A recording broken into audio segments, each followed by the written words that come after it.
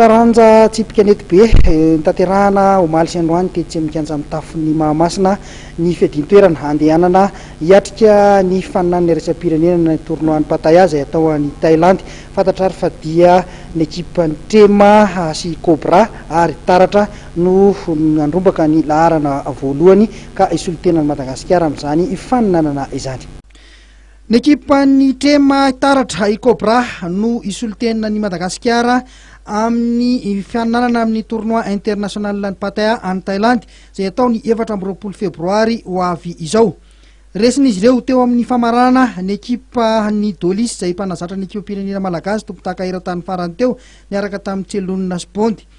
Resin'ry Tema, Taratra ary Cobra tamin'ny isa 15 ry Dolis tamin'ity lalao famaranana ity.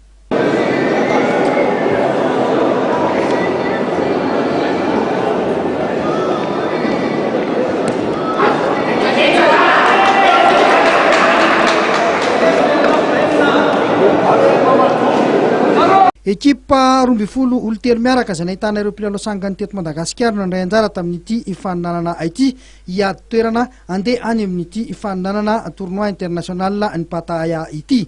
Ny tena nanaovana ihany ity moa zany dia niferana 12 ny mpilalao dikan'izany zany dia tena hoe ireo elita ihany no afaka milalao tena hoe anisan'ny meilleur joueur eto Madagasikara no milalao amin'ity tournoi ity.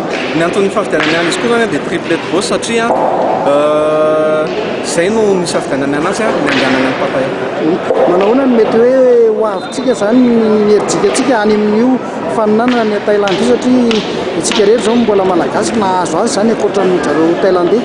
Mazava ho azy fa izay ekipa tafavoaka eto dia tena mendrika ny andeha any Pattaya ary aro voninahitry Madagasikara.